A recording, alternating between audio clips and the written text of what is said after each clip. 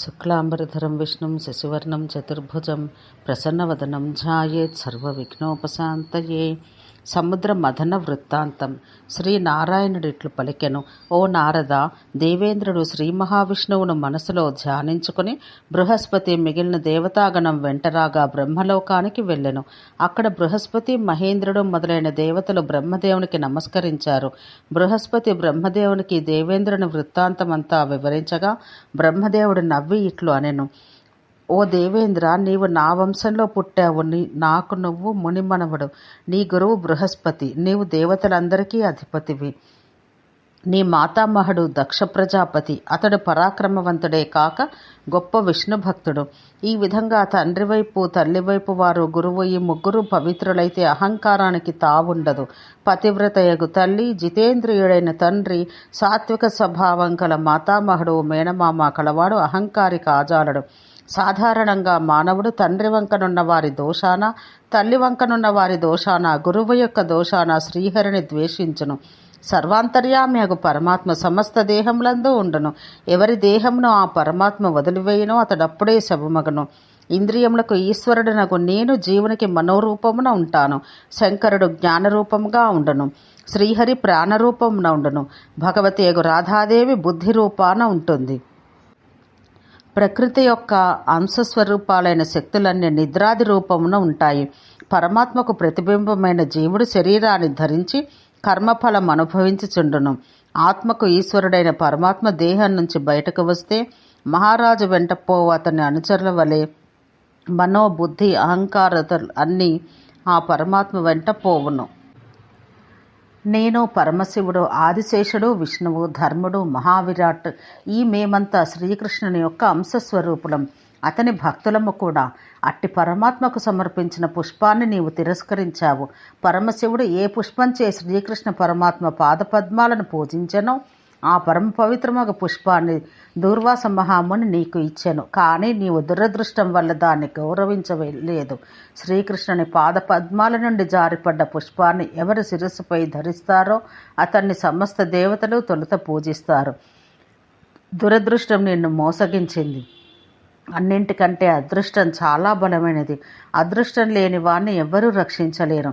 అందరిచే నమస్కరించబడుచున్నవాడు శ్రీనాథుడగు శ్రీకృష్ణుని ఎవరు గౌరవింపరో అతని దగ్గర మహాలక్ష్మి అసలే ఉండదు. నీవు 100 అశ్వమేధ యాగాలు చేసి సంపాదించుకున్న లక్ష్మి శ్రీకృష్ణ నిర్మాల్యాన్ని పరిహరించడం వల్ల కోపంతో నిన్ను వదిలిపోయింది.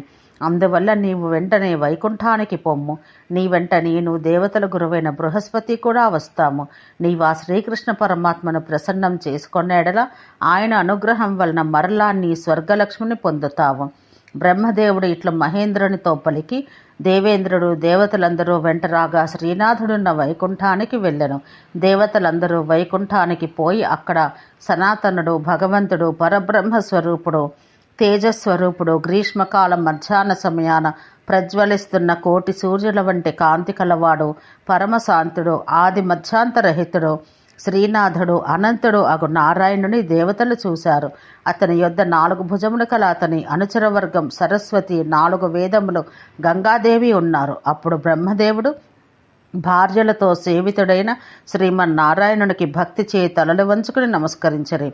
అప్పుడు బ్రహ్మదేవుడు చేతులు కట్టుకుని ఇంద్రుని వృత్తాంతమంతా శ్రీమన్నారాయణునికి నివేదించగా తమ అధికారం కోల్పోయిన దేవతలందరూ అతని పాదాలపై పడి ఏడవసాగారు. శ్రీమన్నారాయణుడు ఆపదలలో మునిగి భయంతో ఉన్నవారు, వస్త్రాలు ఆభరణాలు లేనివారు, వాహనాలు మొదలైనవి లేనివారు, సంపద తొలగిపోగా ముఖమున కాంతి లేనివారు, పరివారం సహితం లేనివారగు దేవతాగణాన్ని చూసి ఆపదలలో ఉన్నవారి భయాన్ని పోగొట్టువాడై వారితో ఇట్లనెను, ఓ బ్రహ్మదేవుడా, దేవతలారా, నేనుండగా మీరు భయపడవద్దు. నేను మీకు పరమైశ్వర్యాలు ఇచ్చు సుస్థిర లక్ష్మిని ఇస్తాను. అయినా హితమైన నా మాట కొద్దిగా వినండి. ఈ ప్రపంచంలో ఉన్న జనులంతా ఎల్లప్పుడూ నాకు ఆధీనులై ఉంటారు. అట్లే నేను స్వతంత్రుడనైనను నా భక్త పరతంత్రుడనై ఉందును. నన్ను ఎల్లప్పుడూ సేవించి నా భక్తుని కోపించువాని ఇంటిలో లక్ష్మీదేవితో సహా నేను ఎల్లప్పుడూ నివసించను.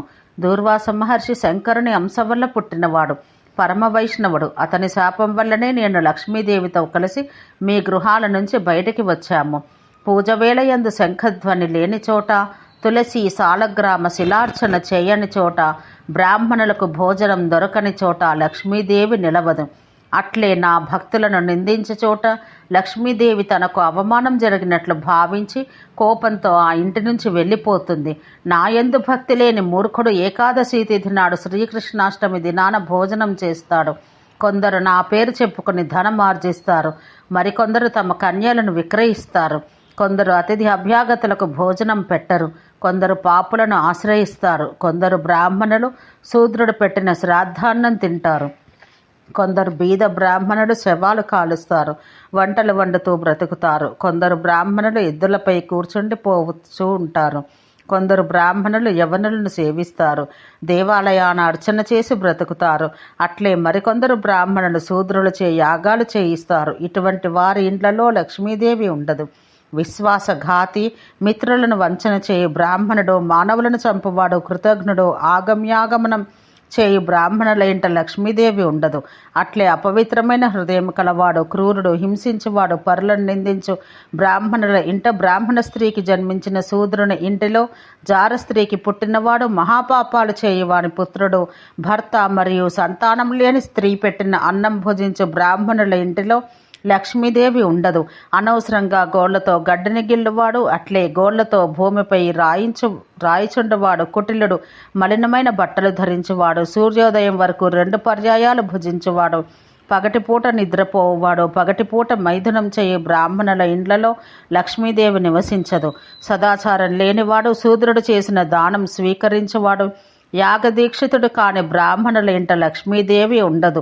తడియారని కాళ్లతో లేక నగ్నంగా పడుకున్నవాడు, ఎల్లప్పుడూ ధర్మాన్ని గురించి విపరీతంగా మాట్లాడుతూ తాను మాత్రం ధర్మాన్ని అనుష్ఠించనివాడు, నూనె అంటుకుని శిరస్నానం చేసిన తర్వాత మర్మాంగం స్పృశించేవాడు, వ్రతములు ఉపవాసములు చేయనివాడు, సంధ్యావందనం ఆచరించనివాడు, విష్ణుభక్తి లేనివాడు, బ్రాహ్మణుల్ని నిందించేవాడు, వారిని ద్వేషించేవాడు, దయాహీనుడు, ఇటువంటి వారి ఇండ్లలో లక్ష్మీదేవి నివసించదు.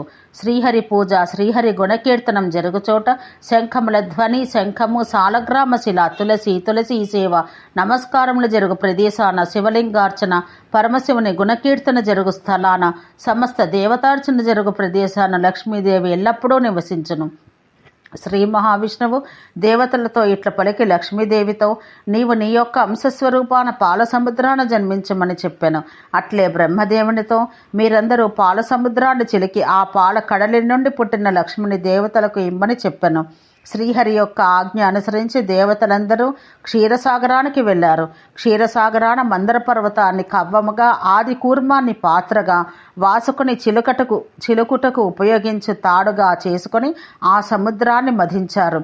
అప్పుడు విషగ్వరుడైన ధన్వంతరి, అమృత కలశం, ఉచ్చైశ్రవమను అశ్వరాజం, కౌస్తుభాది నానారత్నములు, ఐరావతమను ఏనుగు, లక్ష్మీదేవి ఆవిర్భవించారు.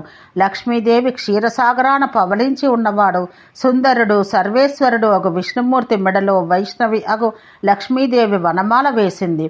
ఆమెను బ్రహ్మ, శంకరుడు మొదలగు దేవతలు పూజించగా ఆ లక్ష్మీదేవి దేవతలపై దూర్వాస మహర్షి శాపమును పోగొట్టు దయాదృష్టిని ప్రసరింపచేసింది. ఆ మహాలక్ష్మీదేవి యొక్క అనుగ్రహం వలన, ఆమె ఇచ్చిన వరం వలన దైత్యులు ఆక్రమించుకున్న దేవలోకాన్ని దేవతలు తిరిగి పొందారు. ఓ నారద, ఉత్తమమైన లక్ష్మి ఉపాఖ్యానం నీకు నేను వివరించాను. ఇంకనో వినదలిచిందేమైనా ఉంటే అడుగుము. ఓం శాంతి శాంతి శాంతి.